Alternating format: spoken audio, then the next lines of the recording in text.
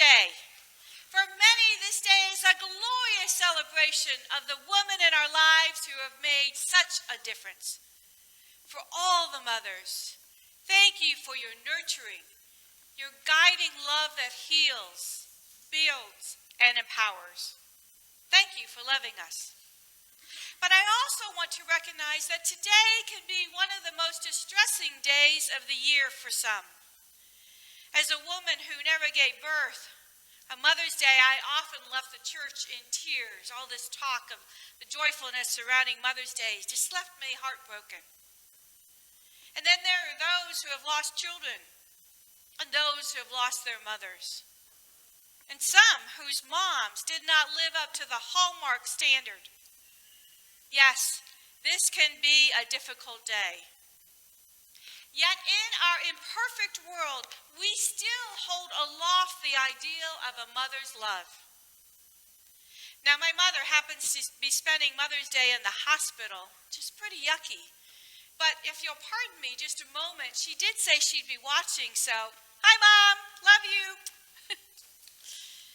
Yet, I think of her as the vibrant woman that she is. The woman who followed her husband to the Swiss Alps.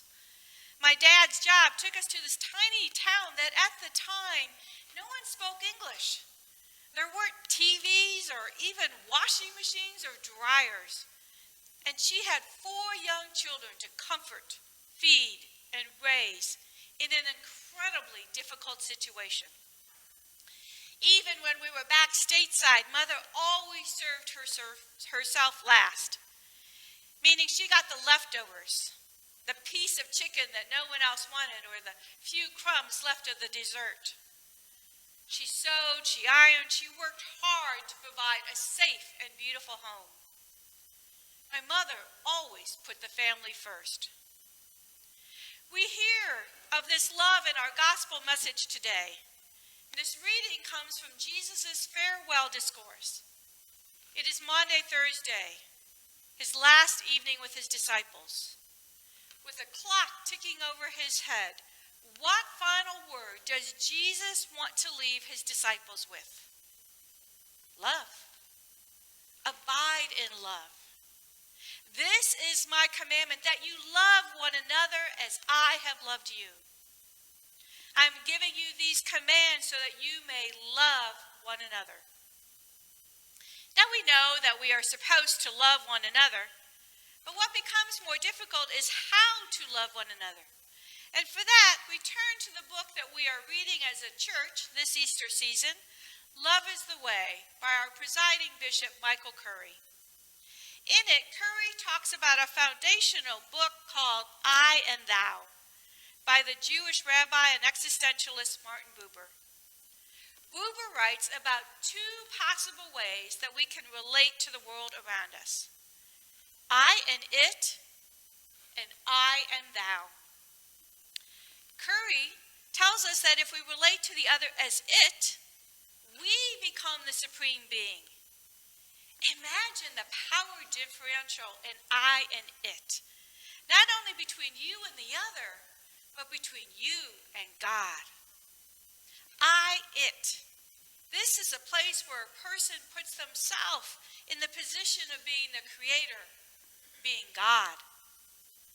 Buber and Curry advocate instead for I-thou relationship.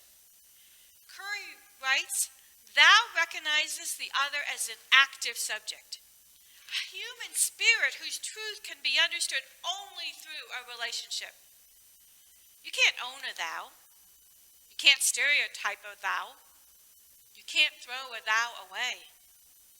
The loving way to experience others is through a relationship, which requires you to forget what you think you may already know and open yourself to new possibilities. We do this using the skill of mindfulness.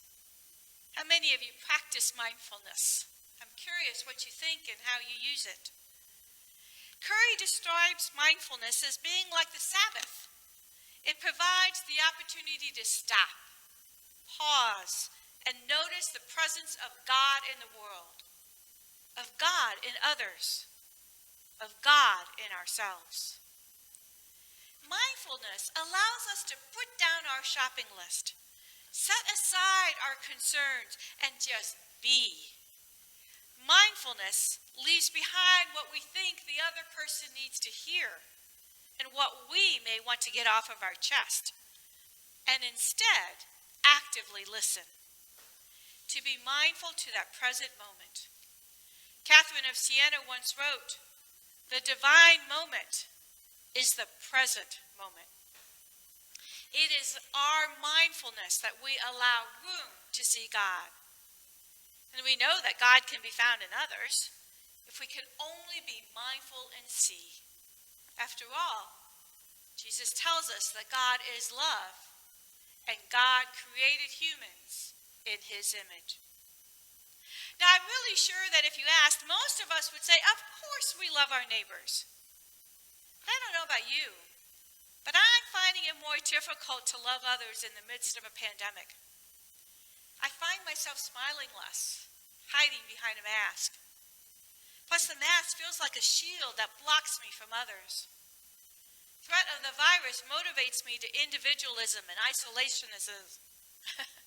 I'm working on this, and I know that the pandemic will end.